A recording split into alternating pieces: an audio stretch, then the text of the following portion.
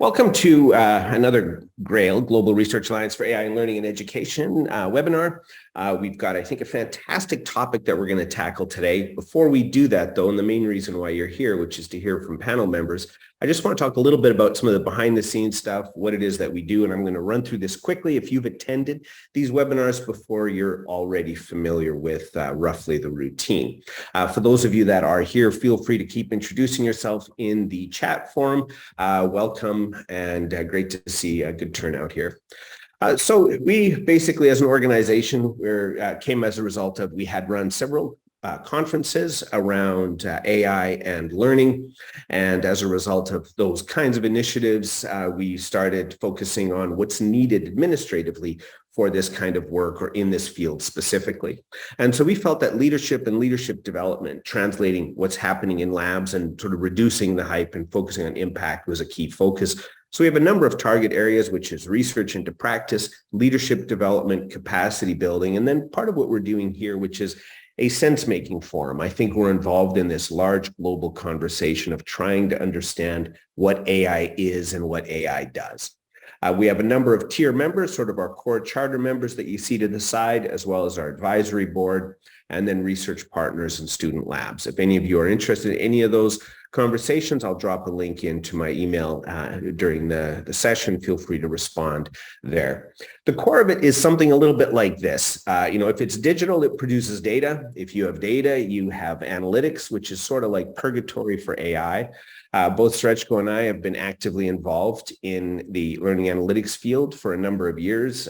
We have the learning analytics degree that both teach into out of University of Texas, Arlington. We're quite invested in the field. We're both at the Learning Analytics Conference in Arlington next week, as well as a few hundred of our colleagues. So we have a big interest in that space and using data to understand things about learning. But AI is definitely the motive and the language of the day. And that's what we're going to unpack. And I'm going to ask each of the panelists to do sort of an overview, an introduction. Our order of presentation, I'll get on 2 slides from now. Well, I've got a build slide, but the slide after that, and detail what we're looking at. And I think we've got a great group specifically to unpack a little bit of what's unique about sort of the human condition, if you will. What is it that we do as people that is sort of out of the realm of AI or AI-related technologies? And the reason that's an important question is to try and get at a growing encroachment of AI. Like, where do we see AI having its biggest effects? Which cognitive capabilities is it? I'm not sure if overtaking, duplicating, being better at. I'm not sure what the right word is, but I think that speaks a little bit to the state of the field, because we are in this place of relative newness in these individual sort of domains and topic areas. So the way we're going to do it, as noted, we're going to start with Kelsey. Each participant is asked to provide, 5, 7, 8-minute overview presentation. Then we'll hear from Srecko and then Dave. And then after that, if you have questions as you're going, I'll try and flag it in the forum, and I'll sort of combine and direct that to individuals after that. So Kelsey, why don't we start with you? Great. Good morning, good afternoon, good evening. It's great to be here and to chat with you all today about what I call the humanness of creativity. So before I get into kind of AI and creativity, I just want to clarify what I mean when I use the word creativity. So from a researcher's perspective, we typically define it as the output of something novel and useful that's a solution to a complex and ill-defined problem. But the outcome is something that's both novel and useful, meaning it's surprising, it's new, but it also has a purpose. It works, it functions, and it solves some kind of problem.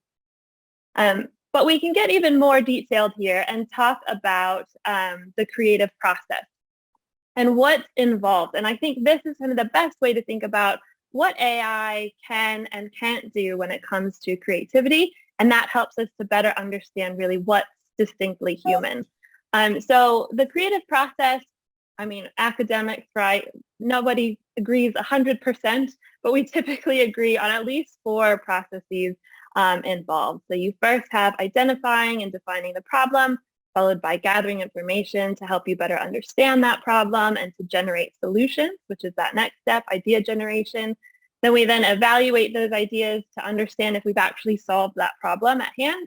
And then that 5th step is fifth step is kind of that innovation aspect. So it's the planning, it's the implementation, and it's actually the development and actualization of that idea into a product, service, process, whatever it may be. So a question I like to ask is, what tasks or activities of the creative process can AI carry out without human assistance? And fun fact, I wrote that sentence earlier, and then AI, beautiful is that AI, has an AI element in it, and it changed it. So this is a sentence written by AI for us today. So if we look at these 5 steps, let's go just one by one quickly to understand kind of what can it and can it do. So problem identification and definition. What is the problem at hand? Can AI engage in this process? Arguably yes, and arguably no. So on the first hand, if we look to an example such as COVID-19, we might see that AI could have predicted that certain things were going to be required, that a problem might be that it's going to be airborne, or that it might be the way viruses spread. But a problem it might not have understood was human reaction to different solutions or to the problem itself. So let's just take mask wearing, for example. So if we say the problem we need to solve is how to stop the spread of COVID-19. AI could have predicted based on data, based on information that it has from other sources available, that masks may have been an effective tool. But the problem it might not have encountered was how angry some people might have gotten, particularly on airplanes, when being asked to wear that mask. And so it might not have been able to understand the full aspect of the problem at hand and only get some parts of it, because the emotional reaction is distinctly a human reaction, one that AI doesn't yet quite get at. So from that perspective, we'd argue problem definition is still mostly human. AI can do some aspects of it, but really we need that human element to really understand the full complexity of the problem at hand. If we move on to information gathering, this is really where AI is going to shine, right? If you think about getting a lot of information quick, in mass, efficiently, this is where AI is really useful for us, and particularly in the creative process. So we can say, this is the problem, here's some parameters, go get me information about all of this, and it can certainly do it a lot faster than I can. The issue, of course, as I'm sure we're all familiar with, is that it's biased output. So it's limited. The information that brings us back is limited by the information, of course, available, which is distinctly human, as well as the process we teach it for gathering that information and making sense and providing us with that information. We also still need to identify the problem for AI, making information gathering reliant on a human process. So arguably, we could say gathering information is mostly AI, but only kind of, because it's still heavily dependent on human involvement. If we look to idea generation, which is what we typically think of, right, with creativity, coming up with solutions, generating ideas, there's a lot of really key questions. So with the introduction of the newest ChatGPT, there's a lot of interest around this, right? AI is being creative.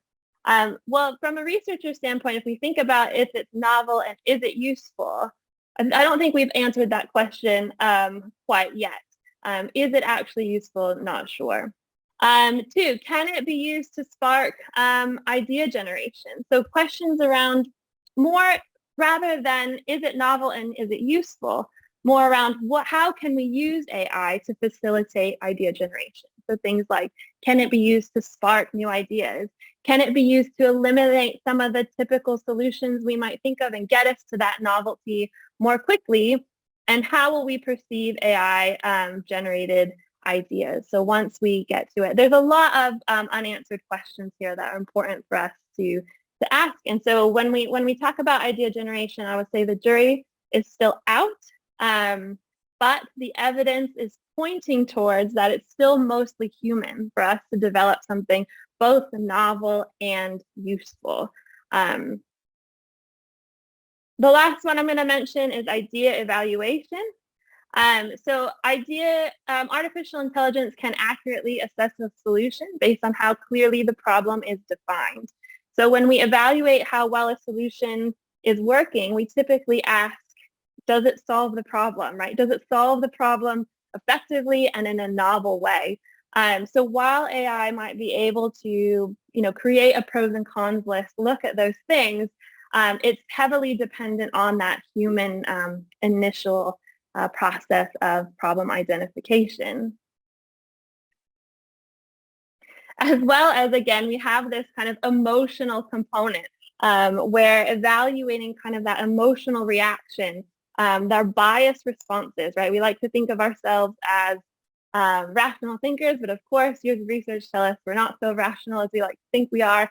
And AI can't quite predict that, right? Obviously, because it's irrational. It may at some point, but at this point, it's not too good at that. So it's a bit of AI, a bit of human at this point. And then, of course, with planning and implementation, this is kind of that end stage where we think about that innovation. There's lots of things we can think about that AI can do fairly well: forecasting, market analysis, production, distribution, self-driving cars, things like that. So mostly AI on that side of things. So the key takeaway here is that to be creative, we must understand really that human need, human desire, human emotion that I keep mentioning from that problem definition all the way through that idea evaluation stage, which to me leads to the conclusion that creativity is inextricably linked to this humanness, and it's distinctly human. But the real question being asked at the moment is, can AI be creative? And I would argue that that's the wrong question, right? We saw that there's kind of this balance between AI and humanness throughout this discussion. And the real question we probably need to be asking is, what ways can artificial intelligence be used to support and enhance creativity, which of course leads us to some really important implications for education and learning. So if creativity is still distinctly human or mostly distinctly human, then it's more important of a skill than ever. AI isn't a threat to creativity at the moment, so we need to really focus on this and continue to focus on this. But given that some aspects can be facilitated and taken over in some aspects by AI, focusing on those human-centric activities, things like problem definition and idea generation are particularly human-centric. So focusing on those in learning and development interventions, as well as how to collaborate, because we know at the moment it's not taking over, but really it's about working together. So focusing on those collaboration skills. So that's a quick rundown of my kind of view on creativity and humanness, a bit quick. If you have any questions, obviously I'm looking forward to chatting. Great. Thanks, Kelsey, for a fantastic overview on creativity and humans in that space. We do have a quick question that came in that said, or will the slides be made available? And after the event, the recordings and the slides will be shared. I don't think everyone's using slides, but we certainly will make them available if the respective creators permit it, because we know those slides will be used for future AI outputs. Srecko. Yep. Thanks, George. Let me also try to share the slides. Luckily, Kelsey, you mentioned most of the things I want to talk about as well. So thanks for that. Just before we go ahead, because George always keeps teasing me that I never introduced myself, I'm a senior lecturer here at University of South Australia and currently doing all kinds of interesting research focused on understanding that intersection between humans and AI. And as I think I will just repeat some of the things that Kelsey talked about, but here I'll try to focus more on the complex problem solving. And although I'll go back to why exactly complex problem solving, one of the reasons is that skills like creativity, critical thinking, and problem solving are becoming more and more critical, right? And in that sense, complex problem solving kind of encapsulates all those skills under a single umbrella, more or less. So when we talk about human-machine teaming, I'm using machine here in a very broad sense, AI, robots, machine in general, right? But when we discuss human-machine teaming, the definition in generally speaking refers to the collaboration between humans and machines to achieve a common goal or complete a task. It involves leveraging the strengths of each team member to achieve optimal performance and outcomes. So there is obviously a lot to unpack here. So when we talk about collaboration, that implies something, right? It implies that we need to understand the expectations from each other, that we need to have understanding of the common goal, and so on and so on. So I'll touch base on some of those aspects later on. But it's a very loaded definition, and it kind of implies a lot of things that are normal for humans, but not necessarily when we bring machines into the context. And that's why this research agenda is really interesting, because we did a lot of research on human-human teaming, and we know to a great extent what to expect and how to form teams, but we don't necessarily know what happens when we bring machine or AI into or something intelligent that's not human into this discussion. And there are many domains of research that currently focus on exploring the human machine or human AI teaming. Of course, robotics and human computer interaction are being among the first fields that tackled this problem, but more recently, space or aerospace understanding, building AI and machines that would help enhance safety and performance of those who go up there. And then under the military context, we have a lot of work done recently around enhancing soldier capabilities. And in healthcare, of course, it's a lot about enhancing, how do you say that, medical procedures and outcomes for the patients. But as you can see, it's not necessarily machine or AI in the context of teamwork. It's mostly across all those settings. We can talk also about a single human working with a machine, but then again, you have two, right? So if something is intelligent, so you still talk about teaming. But some of the when I talk about challenges, I will refer to the recent human AI teaming state-of-the-art research and research needs report. Well, when I'm highlighting some of those challenges, but what's currently being focus of the research and I would say also practice are some of the topics that we haven't necessarily thought about before in terms of how we interact with machines. I think Stephen Fiore did a lot of work in the situation awareness context where we're trying to understand to what extent we need machines to be aware, self-aware, if that's possible, and aware of human needs. And that's what Kelsey also talked about how we get machines to understand emotions, how we get machines to understand what we really need in that collaboration, right? So if you have teams of humans, we will know that George is angry and how we deal with that, right? And how we making happy.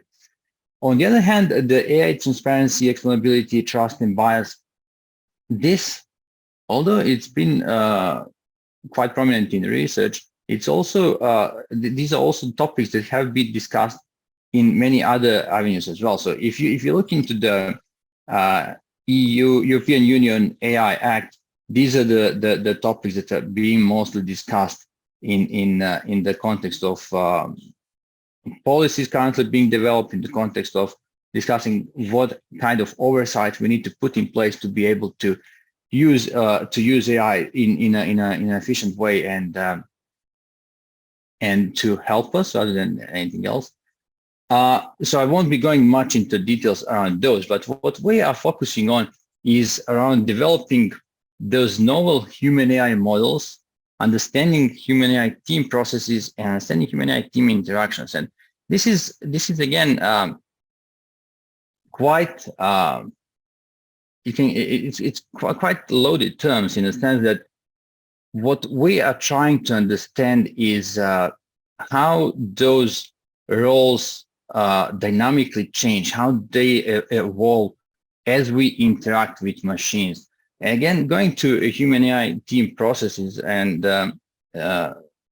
these days I'm reading a lot from Stephen Fiore on his work on task work and teamwork, how we get machines to support both teamwork and task work, and how those interactions evolve over time. So that's why we actually focus on this context of complex problem solving, because complex problem solving is multi-dimensional concept that involves cognitive practices, social practices, affect, and metacognition, right? And we need AI that is capable of supporting us across all those different dimensions if we want AI to become a real team player, right? And we did a quick scoping study to just tease out what's currently being done across those domains and where we have certain research or tools or whatever we call them that we can, that in what domains AI is currently actually supporting us to some extent. Obviously, there is nothing in metacognition, right, which is probably not, that doesn't come as a surprise. And most of this sits in supporting cognitive practices. And Kelsey talks about it, right?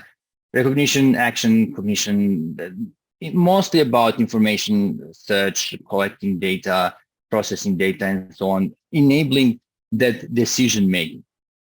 But then again, in terms of social practices, we do have few solutions that kind of navigate towards supporting collaboration, cooperation, and it's mostly in the domain of assisting humans in doing something. But, and I won't be going much into the domain of affect because that's also something that Kelsey covered, but we are kind of going towards, there is a need for machines to understand human emotion if they are to become, for example, if they are to become real team players. But the bottom line of when it comes to complex problem solving and when it comes to humans and machines interacting together, we are observing two dynamic systems, and we don't necessarily have any reason to believe that that complex system will become stable at any time point, because as humans become better at using AI, hopefully AI will become better in supporting humans, right? So across all those different domains. So in that sense, we talk about the dynamic nature of roles between that humans and AI take across those different contexts, because some teams might need more support in the cognitive practice, right? If they know how to navigate social and affective processes, but some other teams might need more support in navigating those team roles rather than task roles, as current research shows. So what we are trying to understand now is how those roles emerge and how they change, where we need more of the support from AI and where humans might be better. So I guess that would be pretty much everything I want to share. Great. Thanks, Srecko. And we'll throw it over to Dave in just a second. I think one of the things that's quite interesting in this regard too is, it's the idea of, commonly we like to think of task allocation as being a thing we do in advance, right? You have a project or group work to do and you're like, okay, you do this and you do this and we'll solve a problem. I think your concluding slide on emergence leads nicely into Dave's work, certainly in complexity science, complexity leadership in those domains, because it may not be something that we can as clearly and articulately say, okay, this is how we work with AI. There'll be a range of cultural and contextual factors in driving AI integration and certainly around creativity. But Dave, over to you. Okay. Couple of things. First of all, I know this is a forlorn hope, but we need to stop talking artificial intelligence and talk about machine learning, because that's what we're dealing with, all right? And everybody gets that wrong, which is why they don't understand the importance of training data sets, which is far more important than the algorithms. Both in terms of equity, epistemic justice, a whole body of issues. So that would be one general point. Yeah. And I've been working in AI in various forms actually since the 1980s, in the early days of computing. And if you want my major concern on it, I said this once at a conference in California. Somebody said, do you think human beings will be exceeded in intelligence by AI in the next 20 years? And I said, probably yes, because at the moment we're planning to meet them halfway. What we're actually doing is we're reducing the way we make decisions to linear processes based on supposedly rational thinking, which actually computers are probably better at than we are, yeah, in terms of the way it works. And most computing is still based on two fundamental things, which we know are wrong about the way human beings make decisions. One is an Enlightenment model of decision-making, and that fundamentally influences North Atlantic society. The assumption is it's a matter of getting the right data and being rational. It's the right information to the right people with the right competencies, the right training, they'll all make the right decisions. Yeah. Now, that's not the way human beings make decisions. Right? It just isn't. Secondly, we're assuming cognitive models of processing, when we now know that human consciousness is a distributed function in which the cognitive processes are probably not as important as the social processes and the embodied processes. So human decision-making works in very different ways, yeah, if it's allowed to. We'll come back to that in a second. The third thing is that effectively all AI systems, like all computing, works off inductive logic, whereas human beings evolved to think abductively. And that's a really important distinction. We're actually really poor at induction. We're really good at abduction, which is sometimes known as the logic of hunches. And one of the reasons we're really good at abduction is that music and art comes before language in human evolution. And that's really significant. It makes our language very different from other species. It makes our language symbolic. And it means we don't necessarily represent reality. It's one of the reasons why art has high functionality in humans, because it takes us away from reality so we can see completely novel connections between things. And that's what we're really good at. The downside is it makes us prone to conspiracy theories. Right? So that's actually a really important principle, because it's very unlikely that you could create a computer which effectively has extended consciousness, including body and social interactions, and which thinks abductively, unless you grow it. And if you grow it, well, it's just an artificial form of life, which is a very different ethical and other problems, right? In terms of wetware, to use the jargon on that. So I think, first of all, we need to recognize that we've dumbed down a lot of human intelligence. So for example, if ChatGPT can outpoint a Wharton MBA, well, that tells you just how impoverished a Wharton MBA is, that ChatGPT can replicate it. And what we're actually doing is we're getting students to effectively synthesize other written material and regurgitate it. So we shouldn't be that surprised if AI is better at that than humans. You're not allowed to be original in an undergraduate essay these days. You have to write to the marking plan. All right. So we're damaging effectively human inventiveness at too early a stage within the life cycle. And therefore we will get outpointed by computers if we don't watch it. Yeah. The second thing I want to bring on is the excessive focus on written material. This is a really problem. Yeah. And we can write down less than 10% of what we know. Yeah. Whereas most computing deals with text. It's starting to deal with photographs, but even then it can't handle high abstraction. The reality is human beings make all sorts of subtle references to common stories. If you look at human language, it's deeply contextual based on different social groups, and you'll never get that to work in the same way because, again, it's highly abstract. Yeah. Now, the danger of all of this is that we try and make decisions more like computers rather than recognizing the actual differences. And that can produce radical behavior shifts. So I did work once in the North Sea, I won't say with which oil company, and the geophysicists had actually not discovered oil in 3 years, which was a bit embarrassing, really, because that's what they're meant to be able to do. And we went in and did a whole bunch of field ethnography, and the solution was to take out the AI engines. Because what they'd done is, it used to be geophysicists looked at all the data, they had synthesis, they had data analytics, which is not the same thing. They saw patterns, and then they would say drill. And sometimes they got it right, and sometimes they got it wrong. And then people put an AI system, and it was properly trained on the previous history. But the behavioral thing now is, well, if the AI says don't drill, it's too risky to drill, so I won't do it. If the AI says drill and there isn't oil, it's not my problem because the AI said it. Yeah. And actually, when we took out the AI systems, we suddenly discovered oil again within weeks. Yeah.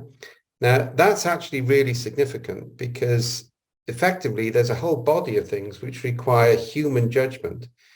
And a lot of human judgment comes from 20 or 30 years of experience. So to give an example on that, I go walking with 3 doctors. This is actually quite dangerous, by the way. 1 doctor is medical assistant, 3 doctors is an argument, all right? And none of them walked until they were in their 50s. And I've been walking in the hills since I was 4 or 5. And one day, one of the doctors doesn't really like paths, so he's constantly trying to find old farmhouses in, full of bracken. It's a bit nightmarish. So we end up in difficult positions, and it always ends up with me leading the party out. And one day, Brenda said to me, well, how is it you can always find the path? And I suddenly thought, well, I've been looking at that hillside for the last 3 hours. I've been looking at vegetation patterns almost at an intuitive level. So when we actually get there, I've got a sort of topography of the landscape built in my mind and my body, and I can respond to it by the way the land feels. And that's 20 or 30 years of experience. Yeah. Now, experience is really important for humans. Yeah, we build capability, we build understanding, and that's different from a training data set, right, in terms of the way things work. Yeah. That also links in with, kind of like, I want to be positive as well as negative, all right? AI is really useful for recognizing recurrent patterns. So, for example, we do work on child abuse. So we collect a whole body of narratives from social workers. We get the social workers to interpret that data into a quant framework. Sorry, my background's physics. I don't buy qualitative research. It's kind of like no social scientist ever has enough data to form any conclusion, and how anybody takes them seriously, I've never understood, because they all constantly confuse correlation with causation, and they don't understand ideology, but that's a separate matter, right? So what I can do with that is I can collect a huge amount of quant data where people interpret their own experiences, including actually the subjects of the social work, the kids and the parents, which gives them more autonomy in the system. Now, I can then use, if I get child abuse, I can then use all of the observations of human actors before they knew it was abuse as a training data set, not to actually say this child will be abused, but to create a heightened state of alert to say, stay in this house and ask more questions. Yeah. Now that's called an anticipatory trigger. Yeah. And AI is really good at that. If you look at what now happens within medical research, AI is really good at triggering human attention, but not necessarily at making decisions. Yeah. So that ability to manage that attention and manage serendipity is kind of like a key feature of the system. Yeah. But the danger on that is, how the hell do we train experts?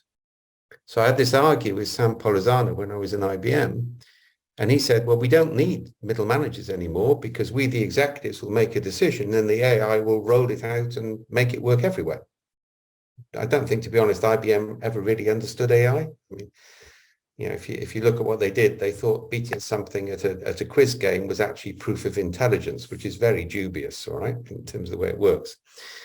But I remember saying to him, guys, all right, where the hell do you think your future leaders are going to come from unless middle managers make decisions which you think AI can make better than them? But actually, that 20 or 30 years of experience of them making routine decisions actually gives them the capacity to be leaders downstream. So we're losing that human experience. And as a key principle in all of this, human beings actually take the lowest energy gradient. And the way we summarize that now, if the energy cost of sin is lower than the energy cost of virtue, people will sin. In fact, some of our modern work is to change the energy gradients. Well, if AI does things, at 60% as well as you make them, you're going to end up trusting the AI, and we'll lose intelligence and capability in the process. Yeah. So for me, the issue is, how do we make machine learning in its place? How do we recognize the need for human development in doing things that AI could probably do better? But if human beings don't do it, they won't develop key capabilities, which allow them to do things that computer can't do downstream. And above all, how the hell do we sort out the training data sets? Because fundamentally, all of them are epistemically unjust. Yeah, everybody wants black box AI, and they just want to grab data. The reality is, and we did this with DARPA, is you have to deliberately create training data sets which are epistemically unbiased. You can't just grab them from what's available in the system. And you can see that in the famous Google paper on scholastic parrots. So at the moment, kind of like the finishing point on this is, we need to understand that we could damage human intelligence with AI. It's not whether it can replace us, because it can't, but it could actually reduce us to the point where we're irrelevant.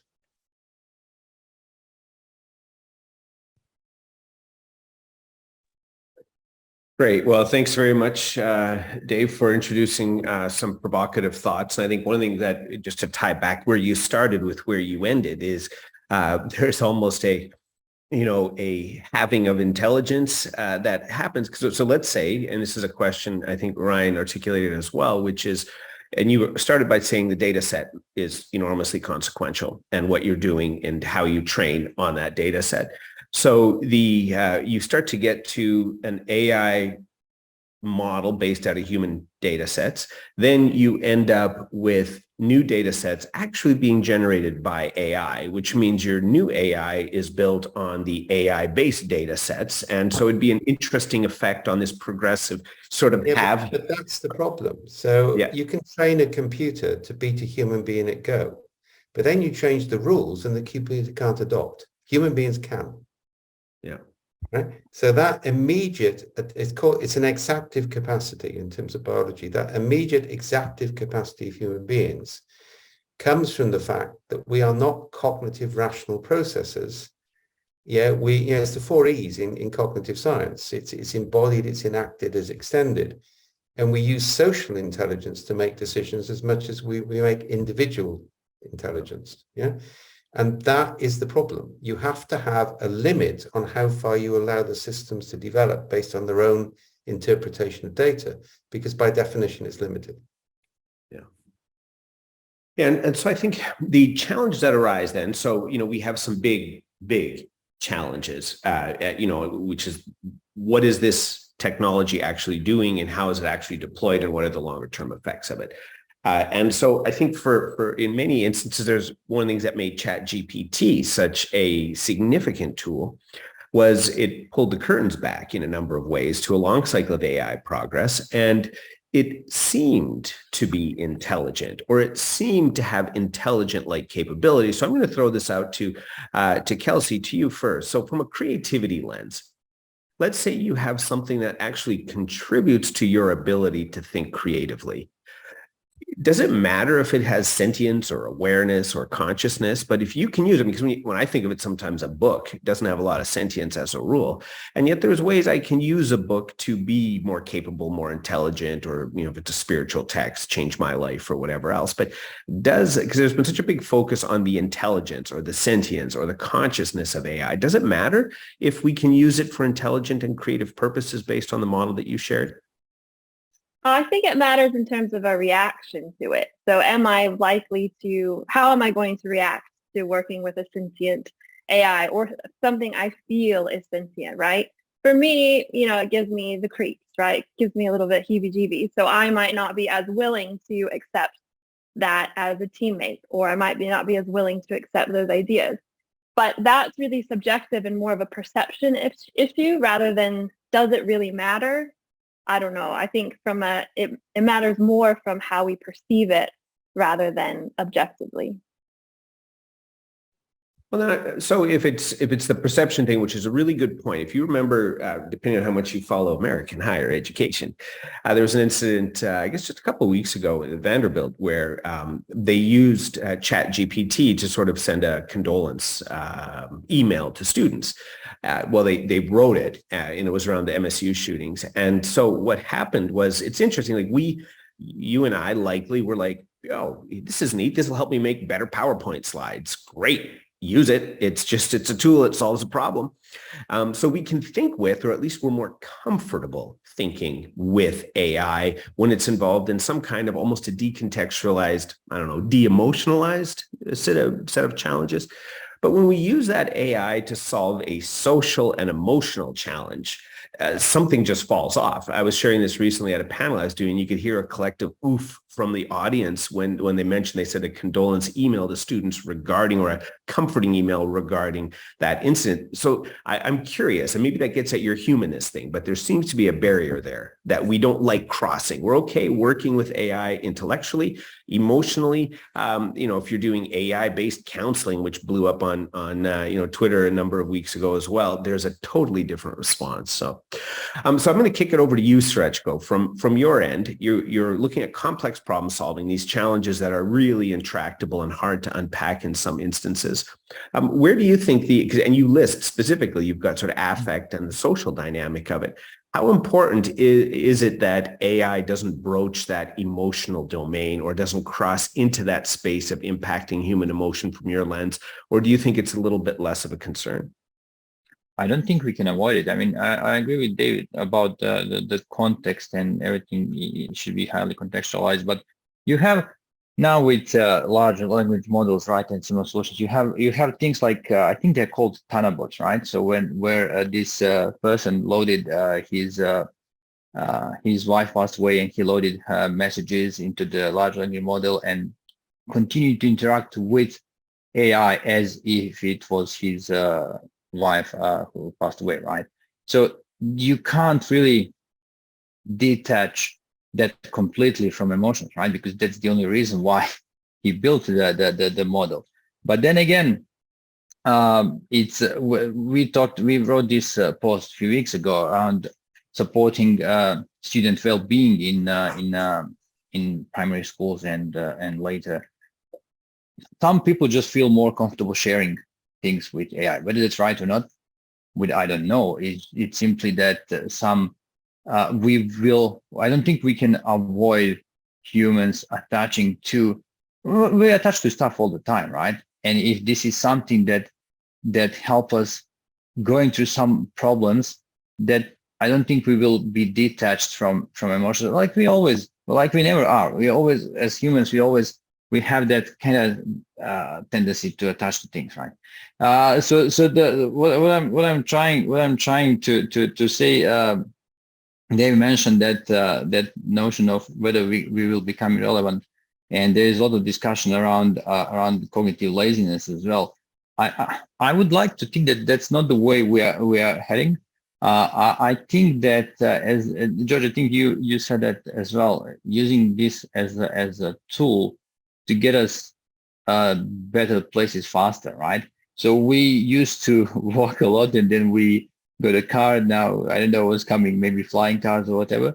I like to think that we are on a path that we will become more efficient in whatever it is that we are doing, right? Whether it's creativity or writing or solving those complex problems.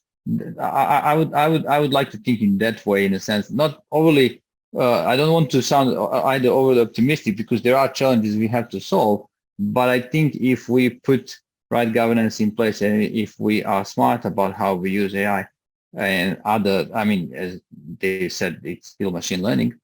I would like to think that this is more like how we enhance what we can do rather than necessarily becoming irrelevant.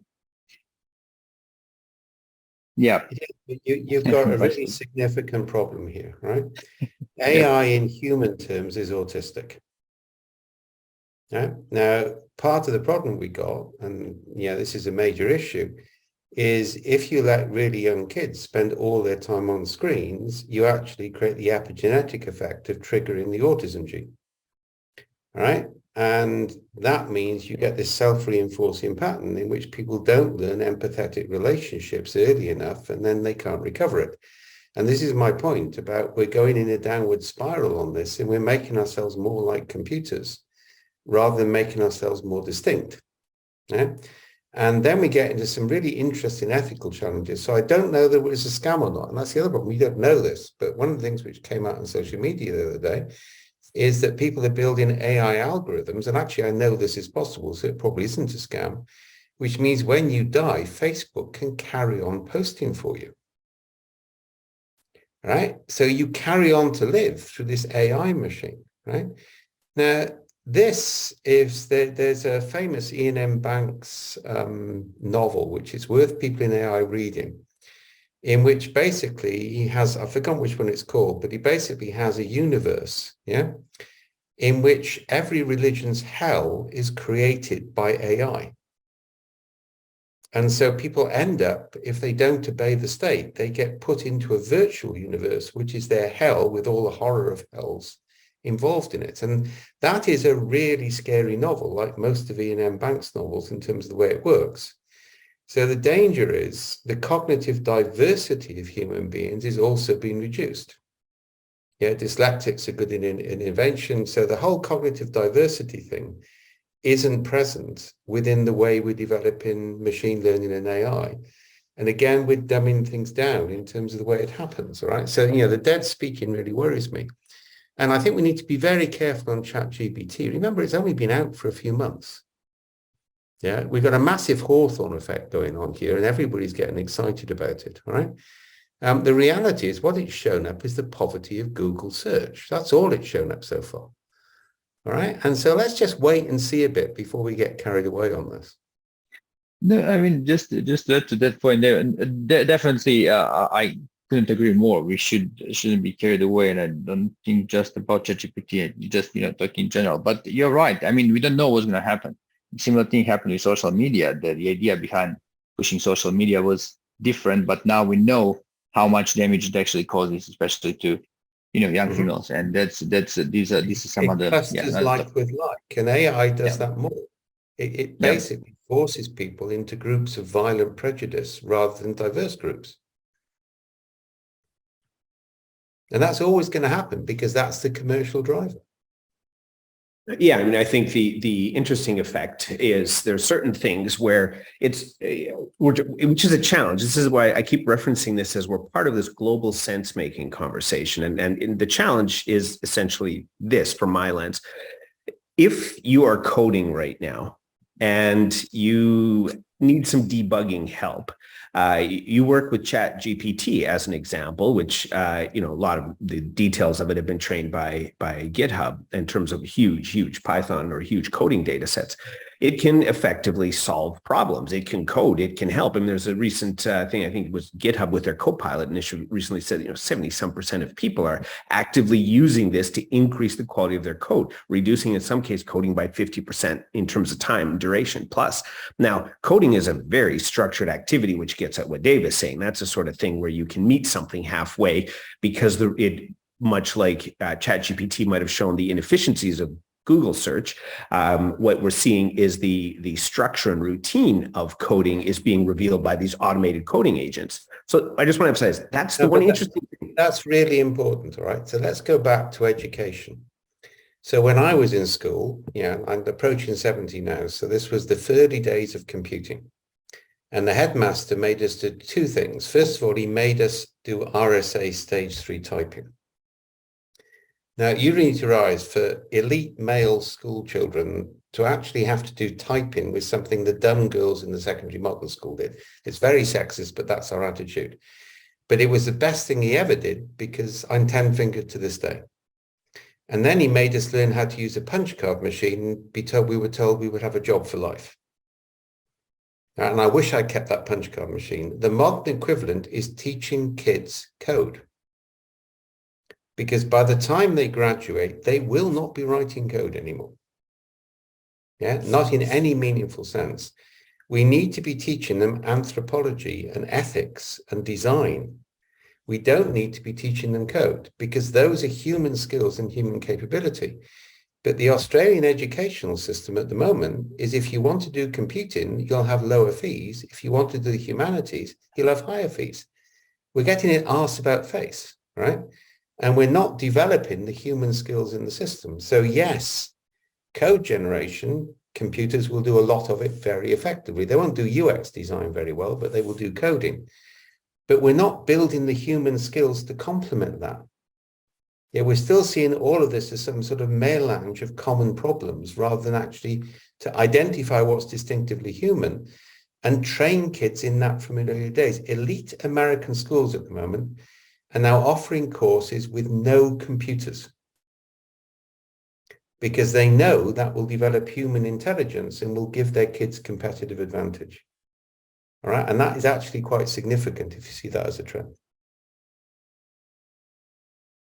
Well, and that's an interesting point you're raising there. I was recently listening to Tech Won't Save Us podcast, and Timney Gabru was sharing about how just the ways that, certainly AI in classrooms or AI in society, at least, the automation effects are going to likely fall on an income stratification, right? That you will likely, the less wealth you possess, the more you're going to interact with automated systems, whereas people who have greater substance and position in life, they probably won't. They're going to deal with things in a completely different manner. So I think that's a pretty substantive kind of a challenge that's going to rise. That's in Neil Stephenson's latest novel, which is worth reading. I mean, 90% of the novel is bloody nonsense about artificial worlds and whatever, but the first part is brilliant because it basically says rich people can afford librarians that curate the data they're fed. Poor people will not be able to curate the data, so they'll be victim of advertisers. Yeah, and it's worth just pulling out those chapters and reading them because that's exactly what you've just said, George. That's one of the dangers. Yeah. Yeah. Well, and I think so to you, Kelsey, because, this is your research, you deal with idea generation and creativity and innovation and so on. So how do you feel about some of these conversations where, yes, there's practical effects, coding saves time, or it can be solve problems, or there's things that AI can do that's practically useful. And if you have a practically useful tool, you're less concerned about what's this going to look like in 10 years, right? For many people, they're just like, solve a problem, done. But how do you feel on a creativity landscape in this regard? You mean from like a novelty perspective or from a... Its role in AI, its role going forward. Like, Dave's been suggesting, which I think is a great one, but it's the skill sets that we need. We hear everybody's got to learn how to code, but maybe everybody's got to learn how to become an anthropologist. Maybe everyone has to learn how to be this kind of a critical, creative, engaged thinker. I'm not quite sure what the landscape would look like from your lens. Yeah, I think, you're definitely right. For sure. I think it reminds me a lot of what we know about forecasting. Like humans are notoriously pretty bad at long-term forecasting, right? Because there are things that pop up that we just don't know. None of us, well, epidemiologists maybe saw COVID coming, right? But the rest of us probably didn't. And so thinking about kind of these, we're just bad at understanding what the future is going to look like and what we're going to need. And we reject kind of Dave's perspective because we think we know, right? It doesn't fit with where we're at right now. So the idea that coding isn't going to be important in the future is hard for us to digest. So I think it's really interesting to think about. I also wanted to note kind of just thinking about outcomes, less around creativity, but it reminded me of it when Srecko was talking a bit ago about, replacing walking with cars. So this conversation is around like kind of specific outcomes, right? Efficiency, creativity, but there's so many potential side effects that Dave is bringing up that we're not mentioning, right? When we take away walking and we replace it with cars, what happens to health? Yeah, sure, efficiency went up, but what else, went down? What are some of the things that are happening that we're not talking about that I think is really important? So we're kind of talking around multiple outcomes, but thinking more broadly about the social implications and the ethics and these big questions, we have to think about that. We can't think about it in isolation because it'll be too late by the time we realize that. It's potentially worse than that. If you look at Eva Jablonka's work on, and epigenetics is fascinating at the moment, and it's highly relevant to this debate, and people aren't paying attention. If you look at Eva's work, she's actually suggesting evidence-based that the level of symbolism in the conversations you have with your children impact on your grandchildren's intelligence. Yeah. And therefore, the less symbolic your speech, the more you get into these routine linear processes. So we're talking about the danger of biological shifts, not just sociological shifts. Yeah. So we now know the mechanism by which culture inherits. So if you've got families with 3 generations of unemployment, you've got a biological tendency to obesity, not a sociological tendency to obesity. So, and I think Kelsey is making this point, we've got to widen the debate considerably. We keep talking about, is AI better than humans? We're not talking about the sort of society in which we use tools. And the whole point about a tool is when you pick it up, it should fit your hand. You shouldn't have to buy or re-engineer your brain to fit the tool. And that's always been the problem with computers. Yeah, we haven't seen them as tools. We've almost created them as idolatrous machines, all right, in the sense. And we've got to get away from that. They're tools. They need to be treated as tools. Well, I think it's a great point on which to sort of move towards wrapping up, because there is an effect in, the McLuhan-esque lens that, the tools are using us now in a certain way that we perhaps haven't had with previous technologies. We've always sort of had a unidirectional relationship with many tools. Problem, tool solves it, we use the tool. And now the landscape of we co-evolve at a certain level with the tool, there's some big sociological implications. I was early on in the joys of blogging and wikis and social media and Twitter and you know, now I'm a huge fan of not using that or using it very intentionally, because we didn't understand at the time that being connected is a first generation benefit. Seeing what your kids or grandkids or, you know, whatever friends are doing is a first generation benefit. A second generation benefit is propaganda and manipulation, and you know, the list goes on. And no doubt right now we're talking first generation benefits of, say, ChatGPT. Oh, you can quickly structure an essay. It's great for divergent thinking on some tasks. It can help with programming. The second generation benefit, not necessarily benefits, but the second generation outcomes are the ones that thoughtful sociologists, theorists, anthropologists, and others should be devoting a large chunk of time thinking about. So I'm going to do a quick wrap-up round. We'll start with you, Dave, Srecko, Kelsey. Any final concluding thoughts, Dave? If you're saying, what happens now that AI is at our state of cognitive capability or getting there in more domains? What are your concluding reflections? Okay, so I wrote an essay recently from the ITIL community where I said no software engineer should be allowed out without a basic training in ethics. Because we have a massive problem in the people writing the AI systems are mainly misogynist white males in their early 20s and 30s who take Ayn Rand seriously after puberty, which is grounds for commitment to a mental hospital as far as I'm concerned, all right? So the cultural diversity in the people in writing these things is really problematic, all right? So we need to take a bigger view on this. Secondly, you mentioned something which was really important, which is called material engagement theory. So we didn't develop the capacity for abstract numbers until the Sumerians created clay counting tablets. So once we had counting tablets, we could handle numbers more than 10. And that was when the human brain developed the concept of abstract numbers. Right? And material engagement theory is fascinating. Now, the issue for me and the question is, how do we use machine learning to be the equivalent of Sumerian clay counting tablets rather than something which replaces humans? So how do we use it to trigger an evolutionary change in humans to actually manage society a lot better? Because we kind of like need that or we won't survive. And that requires us to think about the human aspects of systems in which technology is a tool and a small part of the solution. And we're not doing that at the moment. We're becoming obsessed. Great, thanks, Dave. Srecko, final thoughts?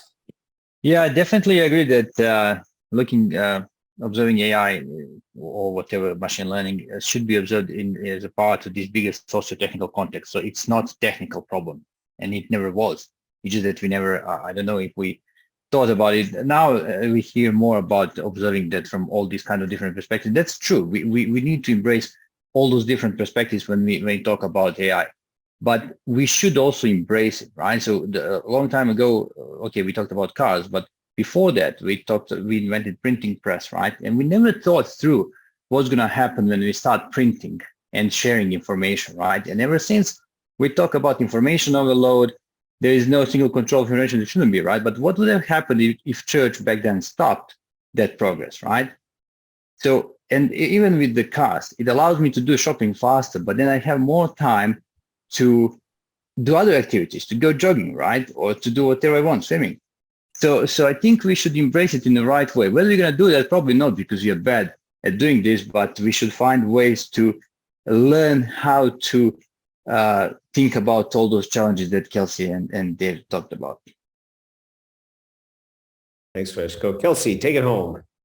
Yeah, I think I'll end on a note I somewhat ended my first 8-ish minutes on, which is I think we're just asking the wrong questions. You know, we're still asking is, can it do this? Can it do that? But to Srecko's point, it's here. So how do we work with it is probably a more effective question. And related to that, you know, what are the implications of using it? So I think at the moment it matters less if AI is creative, if it's intelligent, or machine learning is creative if it's intelligent, because I think the answer is no at the moment. But then how do we actually integrate this effectively into our society? You know, I study ethics in a business school. We teach ethics separately. Ethics and compliance are separate in every aspect of business, and we see it separated in whole industries. Why? It needs to be fully integrated. We need to have this conversation about implications and about outcomes together from the start, not to stop it, to Srecko's point, but to understand and to prevent, landslides.